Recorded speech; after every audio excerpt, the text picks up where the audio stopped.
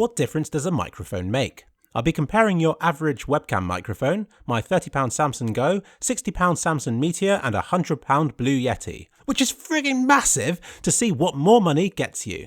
I got it recently on sale since I've always been intrigued to know how it compares with my Samson Meteor, which has served me faithfully for years. I couldn't imagine how anything could sound clearer. To test them, I'll be reading extracts from some of the best novels ever written, so you can be sure that only the audio quality and my sarcastic voice will ruin the experience. All I'm wearing is my shoes. Well, Kate's high-heeled pumps. All I'm wearing is my shoes. Well, Kate's high-heeled pumps. All I'm wearing is my shoes. Well, Kate's high-heeled pumps. All I'm wearing is my shoes. Well, Kate's high-heeled pumps. Now from this, if you learn nothing else, you know not to use webcam microphones. They're terrible. The Samson Go sounds perfectly reasonable and I think will be more than enough for most people and will likely be the one that I recommend since it's good at picking up voices from a distance, which is something that my Samson Meteor doesn't do quite so well in games. But you can't deny the beautiful bass that accompanies the most expensive two microphones.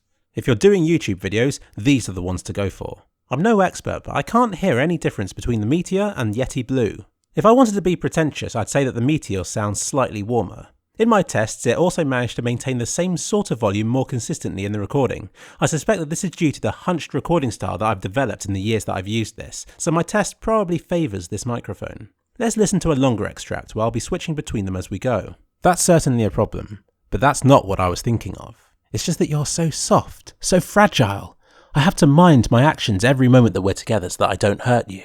I could quite easily kill you, Bella, simply by accident. His voice had become just a soft murmur. He moved his icy palm to rest it against my cheek. If I was too hasty, even for 1 second I wasn't paying enough attention, I could reach out, meaning to touch your face, and crush your skull by mistake. You don't realise how incredibly breakable you are. I can never afford to lose any kind of control when I'm with you. He waited for me to respond, growing anxious when I didn't. Are you scared? He asked. I waited for a minute to answer, so the words would be true. No, I'm fine.